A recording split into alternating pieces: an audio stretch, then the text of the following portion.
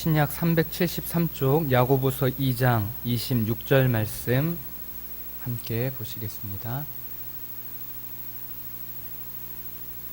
한 목소리로 함께 읽겠습니다. 2장 26절입니다. 영혼 없는 몸이 죽은 것 같이 행함이 없는 믿음은 죽은 것이니라. 한 번 더 읽겠습니다. 영혼 없는 몸이 죽은 것 같이 행함이 없는 믿음은 죽은 것이니라. 아멘.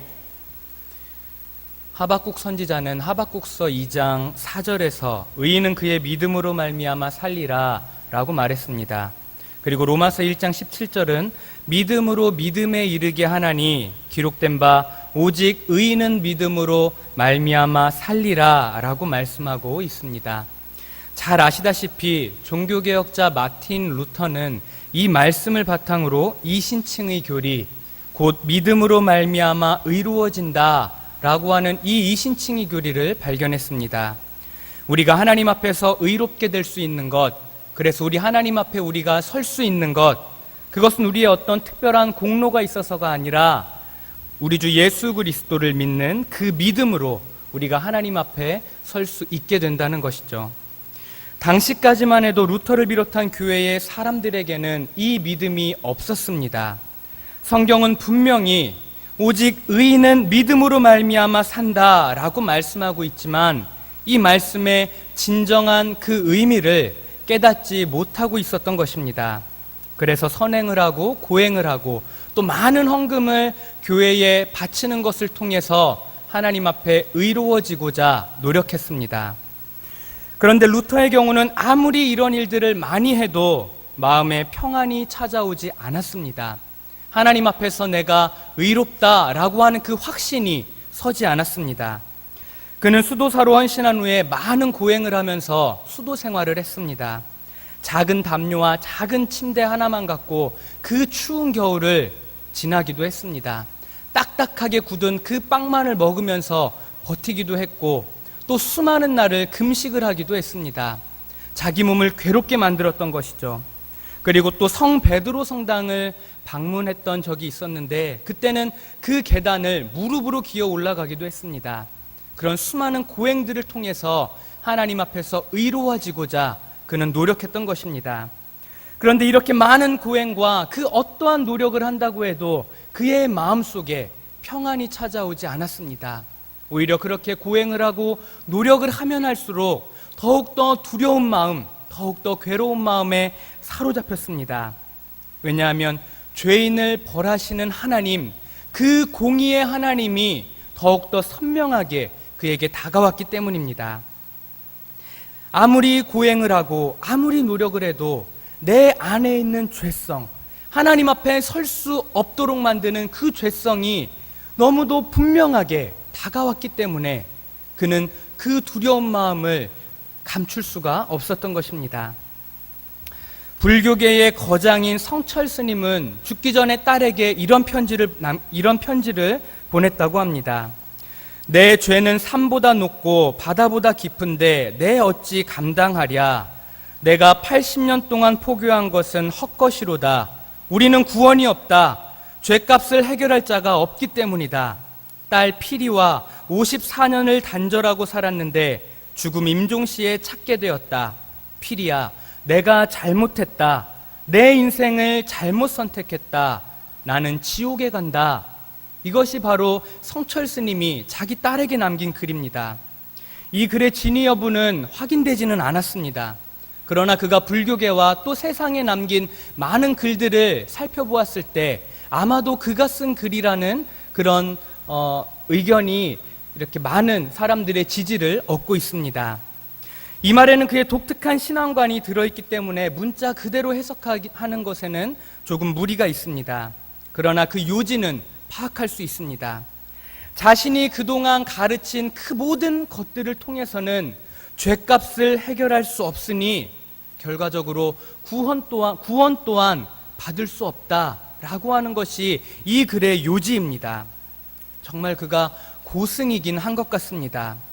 어떤 종교든 정말로 심취해서 그 종교를 통해 구원을 얻고자 노력하는 성도라면, 진짜 신도라면 결국에는 성철 스님과 같은 그런 깨달음에 다다르기 마련이기 때문입니다. 진짜 자신의 영혼을 살피고 구원을 추구하는 사람이라면 결국 이 지점에 다다르게 됩니다.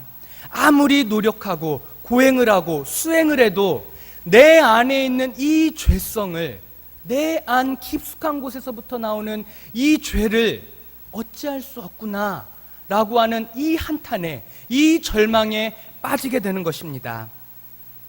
아무 사람도 만나지 아니하고 산속 깊은 곳에서 송진과 또 이러한 것들만을 먹으면서 수많은 시간을 수행하고 고행한다고 해도 결국 이 심령 깊숙한 곳에서부터 끓어오르는 그 죄성을 어찌할 수 없는 것입니다.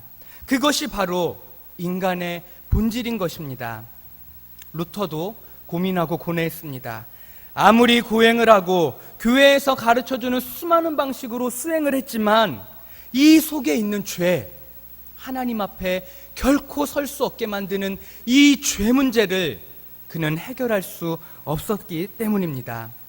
죄의식에 사로잡혀서 죄를 향해 분노하시는, 진노하시는 그 하나님, 그 두려운 하나님이 그 앞에는 점점 더 커져갔던 것입니다.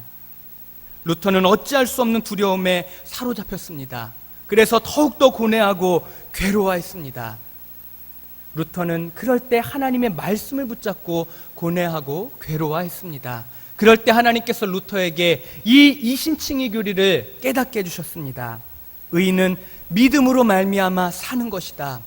어떠한 스스로의 노력과 어떠한 고행과 어떠한 행위를 통해서 우리가 하나님 앞에 의로워지는 것이 아니라 우리 앞에 오직 유일하게 의로우신 한 분, 예수 그리스도를 믿는 그 믿음으로 말미암아 하나님 앞에 의롭게 설 수 있는 것이다. 이 이신칭의 교리를 깨달음으로 말미암아 그는 하나님 앞에 담대히 나아갈 수 있게 되었습니다. 예수 그리스도를 붙잡고 예수 그리스도를 의지하며 그 믿음을 가지고 하나님 앞에 설 수 있게 된 것입니다. 이 진리를 깨닫고 난 후에 루터는 참된 평안함과 안식, 마음의 자유를 누리게 되었습니다. 그리고 이 이신칭의의 기치를 앞세워서 종교개혁의 선봉에 설 수 있었습니다. 그런데 문제가 생겼습니다. 바로 오늘 함께 읽으신 야고보서 2장 26절의 말씀입니다. 영혼 없는 몸이 죽은 것 같이 행함이 없는 믿음은 죽은 것이니라. 또 2장 14절을 보시면 내 형제들아 만일 사람이 믿음이 있노라 하고 행함이 없으면 무슨 유익이 있으리요? 그 믿음이 능히 자기를 구원하겠느냐? 또 20절에 허탄한 사람아 행함이 없는 믿음이 헛것인 줄을 알고자 하느냐? 야고보서에서 행함이 없는 믿음은 죽은 믿음이다, 가짜 믿음이다, 이렇게 말씀하고 있기 때문입니다. 루터가 깨달은 이 신칭의의 이 교리에서는, 이 복음에서는 믿음만 있으면 되는데 야고보서에서는 지금 행함을 말하고 있습니다. 행함이 없는 믿음은 가짜다, 죽은 믿음이다, 이렇게 말씀하고 있습니다. 그렇게 언뜻 보면 이 이신칭의 교리와 야고보서에서 말씀하고 있는 이 말씀이 서로 상충되는 것 같이 그렇게 보입니다. 그래서 한때 루터는 야고보서를 가리켜 지푸라기 서신이라고 말했습니다. 가치가 없다, 이런 하나님의 복음과 상충된다, 루터가 한때는 그렇게 오해했던 것입니다. 후에는 자신의 이 말을 철회하고 그는 야고보서를 하나님의 정경으로 온전히 받아들이고 이 말씀 또한 신실하게 붙잡고 살아가는 그런 사람이 되었습니다. 그러나 한때 이 야고보서의 내용과 이 이신칭의 교리를 제대로 조화시키지 못해서 어려움을 겪었습니다. 믿음과 행함의 상관관계를 제대로 파악하지 못했던 것입니다. 루터와 많은 종교개혁자들은 이 문제로 많은 고민을 했습니다. 믿음과 행함, 이신칭의와 야고보서, 이 둘의 관계가 도대체 어떤 관계인가? 우리는 이 둘의 관계를 이렇게 볼 수 있습니다. 행함과 믿음은 수레의 두 바퀴와 같습니다. 한 바퀴로 갈 수 있는 수레는 존재하지 않습니다. 수레는 두 바퀴가 동시에 나란히 있어야 전진할 수 있습니다. 앞으로 나아갈 수 있습니다. 믿음과 행함이 또한 그렇습니다. 믿음 없는 행함, 또 행함 없는 믿음은 이 두 수레바퀴 중에 하나가 없는 것과 같습니다. 믿음과 행함이 온전히 있어야 수레바퀴가 잘 굴러가는 것처럼 우리들의 신앙생활이 온전해질 수 있습니다. 믿음과 행함은 서로 뗄래야 뗄 수 없는 한 쌍, 그 한 쌍의 수레바퀴와 같은 그런 관계에 있는 것입니다. 믿음과 행함이 온전히 있을 때 우리는 진정한 신앙인으로 살아갈 수 있는 것입니다. 야고보서는 이러한 신앙의 진리에 대해서 우리들에게 잘 설명해 주고 있습니다. 참된 믿음을 갖고 있는 참된 신앙인의 모습, 행함을 통해서 우리들에게 말해주고 있습니다. 이 야고보서의 가르침, 어떤 가르침일까요? 야고보 사도는 먼저 행함이 없는 믿음에 대해서 죽은 믿음이라고 말하고 있습니다. 오늘 본문 말씀이죠. 영혼 없는 몸이 죽은 것 같이 행함이 없는 믿음은 죽은 것이니라. 참된 믿음을 갖고 있는 진정한 신앙인은 행함이 있는 신앙인입니다. 우리는 야고보 사도가 행함을 우리들의 몸에 비유한 사실을 눈여겨봐야 합니다. 믿음과 행함의 상관관계를 설명하는 데 있어서 정말 적합한 비유라고 할 수 있습니다. 그는 영혼 없는 몸이 죽은 것 같이 라고 말합니다. 여러분들께 영혼이 있으신가요? 영혼이 있으신가요? 그것을 어떻게 확신하시나요? 어떻게 말로 설명할 수는 없는데 여기에 영혼이 있습니다, 이렇게 꺼내서 보여줄 수는 없지만 우리 안에는 분명히 영혼이 존재하고 있습니다. 그 영혼이 있기 때문에, 그 영혼이 살아있기 때문에 이 육체를 이끌고 오늘도 이 자리에 나오신 것 아니겠습니까? 우리들의 영혼 분명히 살아있습니다. 어떻게 꺼내서 보여줄 수는 없지만 내 안에 분명히 존재하고 분명히 살아있는 것, 바로 이 영혼입니다. 믿음과 행함의 관계도 이와 같습니다. 영혼과 같은 믿음이 있다면, 또 그 믿음이 살아있는 진정한 믿음이라면 그 믿음은 살아서 움직이게 되어 있다, 살아서 행동하게 되어 있다, 바로 이 말씀입니다. 여기서 이 행함은 헬라어로 에르곤이라는 단어입니다. 행동, 또 어떤 일을 뜻하는 단어입니다. 참된 믿음을 갖고 있는 사람은 행동하게 되어 있습니다. 살아있는 믿음, 진정한 믿음을 갖고 있는 사람은 일을 할 수 있게 되어 있습니다. 참된 믿음을 갖고 있는 사람들, 행동하고 일할 수 있다는 말입니다. 이 일은 어떤 일을 의미할까요? 이 세상 사람들은 먹고 사는 일을 합니다. 또 즐기는 일을 하면서 이 세상을 살아갑니다. 한 푼이라도 더 벌어서 더 좋은 옷 입고 더 좋은 집에 살면서 또 더 좋은 차를 타고 열심히 일해서 자기 몸을 위해서 그렇게 살아갑니다. 이 시대는 돈만 많이 있으면 여러 가지 즐길 거리가 많고 돈만 많이 있으면 즐거운 세상, 행복한 세상이라고 말합니다. 그래서 이 세상의 사람들은 열심히 일해서 더 많이 즐기고 더 많이 그렇게 여유로운 삶을 살기 위해서 자기 몸을 위해, 육체를 위해 그렇게 열심히 일하면서 살아갑니다. 그런데 믿음을 갖고 있는 사람들, 진정한 믿음을 갖고 있는 사람들은 그런 일을 하면서 살아가지 않습니다. 똑같은 일을 하면서 세상 사람들과 똑같이 돈을 벌고 그렇게 열심히 일을 하면서 살아간다 할지라도 그 일을 하는 이유와 목적이 다릅니다. 세상 사람들처럼 똑같이 이 세상에서 잘 먹고 잘 살기 위해서 일하지 않는다는 말입니다. 하나님을 믿는 사람들, 진정한 믿음을 갖고 있는 사람들은 내 자신의 유익이 아니라 하나님의 유익을 위해서, 하나님의 영광을 위해서 일합니다. 이것이 세상 사람들과 믿음을 갖고 있는 사람의 가장 큰 차이점입니다. 진정한 믿음을 갖고 있는 사람들은 행합니다. 일을 하는데 자기 자신을 위해서 일하는 것이 아니라 하나님을 위해서, 하나님의 영광을 위해서, 그 나라와 그 의를 위해서 열심히 행하고 일한다는 말입니다. 그렇다면 이 하나님의 영광과 하나님의 유익을 위한 그 일, 구체적으로 어떤 일을 말할까요? 야고보서 2장 15절로 16절은 말씀합니다. 만일 형제나 자매가 헐벗고 일용할 양식이 없는데 너희 중에 누구든지 그에게 이르되 평안히 가라, 덥게 하라, 배부르게 하라 하며 그 몸에 쓸 것을 주지 아니하면 무슨 유익이 있으리요? 헐벗은 사람, 고통 가운데 있는 사람, 이런 사람들을 말로만 위로하는 것은 그들을 더욱더 괴롭게 만드는 일입니다. 그들에게 당장 필요한 것은 당장 입을 옷이고 당장 먹을 음식입니다. 성도는 하나님의 이름으로 그들을 도와줘야 합니다. 세상에서 얻은 물질이 있다면, 열심히 일해서 벌은 그 물질이 있다면 세상 사람들처럼 먹고 마시는데 다 쓰는 것이 아니라 구제하고 나누는 일을 해야 하는 것입니다. 이 일이 바로 하나님의 일이고 하나님의 영광을 드러내는 일이며, 나아가 행함이 있는 믿음을 드러내는 일입니다. 이러한 구제는 행함의 구체적인 모습들 가운데 하나일 뿐입니다. 성경은 구제 이외에도 우리들이 살아내야 할 실천적인 삶의 가르침들에 대해서 우리들에게 아주 많이 이야기하고 있습니다.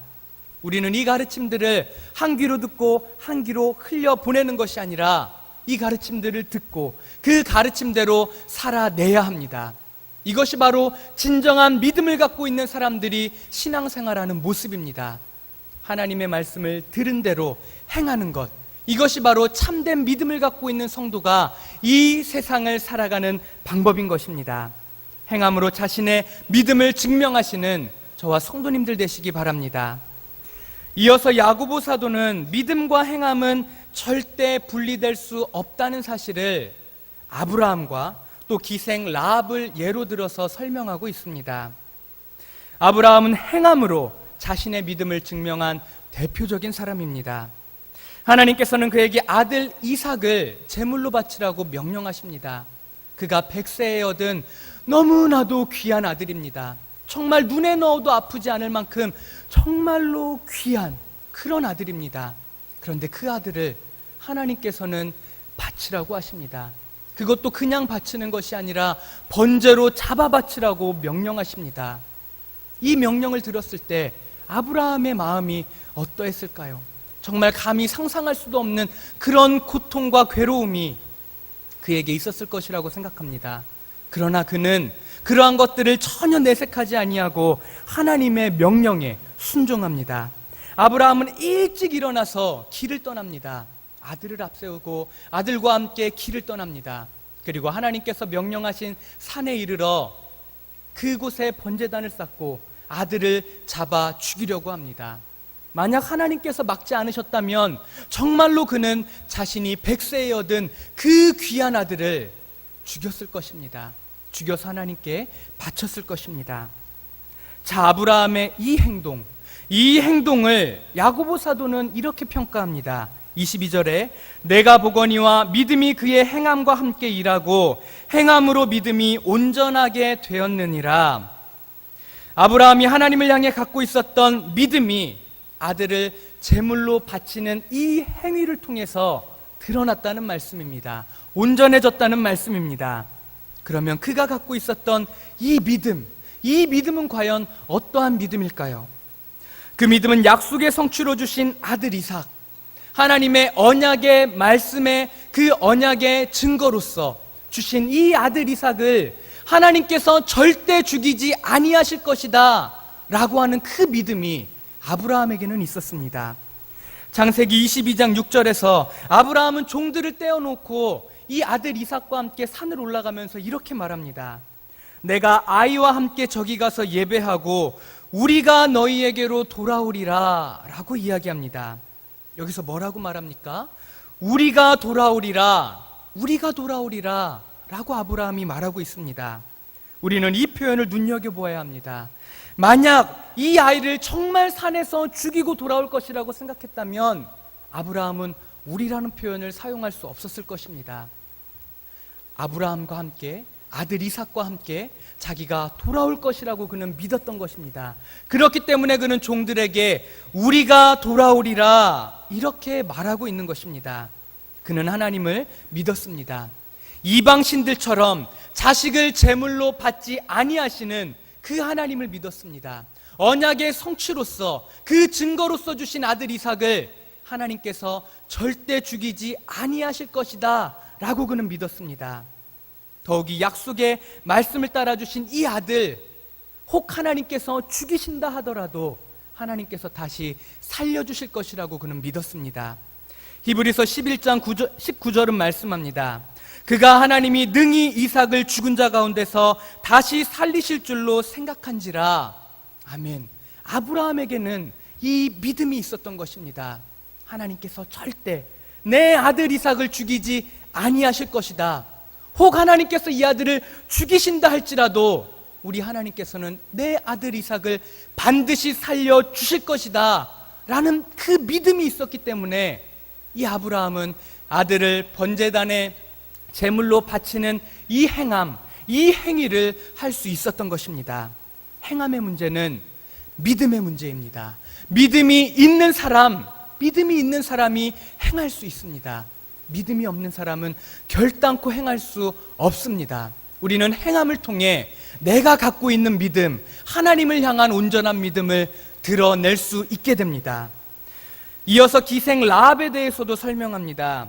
기생 라합은 여호수아가 여리고성에 보낸 정탐꾼들을 숨겨주고 탈출을 도와준 여인입니다. 그리고 이로 말미암아 여호수아와 이스라엘은 후에 여리고성을 함락시킬 수 있게 됩니다. 정탐꾼들을 숨겨준 이 라합의 행동을 야고보 사도는 또한 믿음으로 행한 일이라고 말하고 있습니다. 이방 여인이지만 이 라합에게도 믿음이 있었습니다. 여호수아 2장 9절을 보시면 여호와께서 이 땅을 너희에게 주신 줄을 내가 아노라. 우리가 너희를 두려워하고 이 땅 주민들이 다 너희 앞에서 간담이 녹나니.